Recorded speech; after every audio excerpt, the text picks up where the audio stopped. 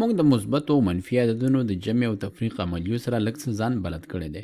اوس راځو موږ د عددونو په کرښو باندې یو څه د مثبتو او منفي عددونو د جمع او تفریق کولو پوښتنو تمرین تر سره کوو، تر څو موږ وګورو چې موږ څنګه په مختلفو طریقو سره کولی شو دا مثبت او منفي عددونه یو بل سره جمع او تفریق کوو او په شکلونو کې وښیو. نو راځو اوس دې مثال ته وایي لاندې کومه د عددونو کرښه د -2 جمع -اوه افاده راښیي. نو راځو موږ دغه لومړی عددونو کرښې ته دې کې ګورو چې دلته صفر دی، دلته -2 دی، نو دوه نه دلته پیل شوی دی او بیا له دې څخه دغه اوه منفي شوي دي. نو دلته دا د -2 څخه پیل شوی، په افاده کې دلته موږ ته -2 راکړل شوي دي، نو دا افاده د -2 جمع -اوه لپاره ده، نو دا افاده سمه نه ده.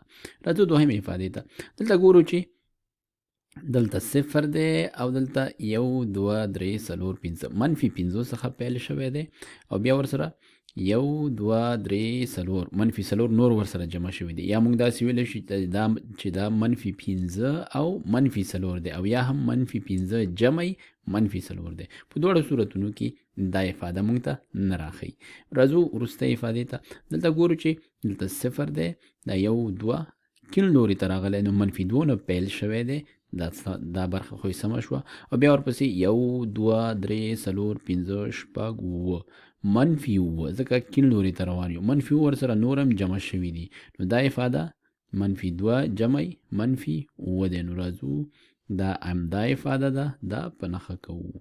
دې مثال ته راځو. دې کې وایي چې لاندې کومه د عددونو کرښه د 6 جمع -2 افاده راښیي. نو دلته موږ ته بیا د عددونو کرښې راکړل شوي، خو دا ځل یې د عددونو کرښې عمودي جوړې کړي، ښکته او پورته خواته دا حرکت کوي.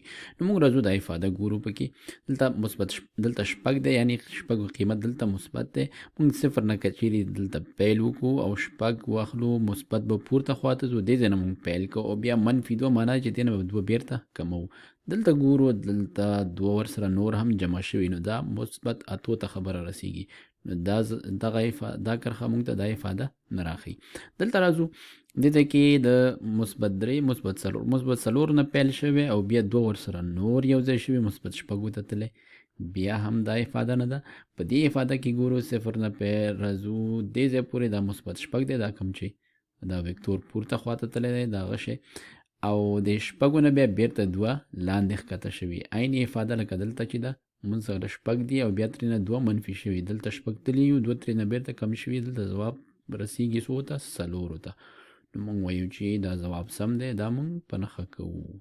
دې مثال کې وایي لاندې کومه د عددونو کرښه د -2/5 جمع 4/5 افاده راښیي.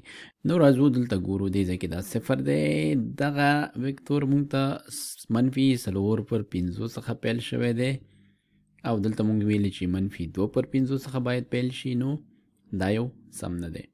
همدارنګه دوهم وکتور عددونو کرښې ته راځو. دلته ګورو دا صفر دی، صفر نه -2/5 ته وکتور راغلی دی، دلته هم همداسې ده، -2/5 نه پیل شو، بیا له دې نه دې سره 4/5 جمع شوي، یعنی مثبت خواته ځو یا ښي لوري ته ځو. دلته ګورو 1 2 3 4 دا 4/5 برخې دي، نو دا ځواب څنګه دی؟ سم دی، دا موږ په نښه کوو. او وروستی مثال وایي لاندې کومه د عددونو کرښه 5 جمع -3 افاده راښیي. نو دا مثبت 5 دی، نو دلته دا له -5 څخه پیل شو، ځکه صفر نه کیڼ لاس ته دی، دا ځواب سم نه دی. دلته ښکاري چې دا د مثبت خواته دی، د صفر ښي لاس ته دی، دا ځواب سم ښکاري. اول دا ګورو، دا هم منفي دی، دا هم سم نه دی، نو ښکاره خبره چې دا به سم وي، خو راځئ ګورو. صفر نه پیل شو، مثبت 5 او 1/2 راغی، یعنی 5 دلته راغی، دې ځای نه بیرته 3 کمیږي، دا 3 دې خوا کم شوي دي، دلته راورسېدو، ځواب دا څو کېږي 1 2 او 2 دې ځای پورې راورسېده، موږ وایو چې دا ځواب سم دی.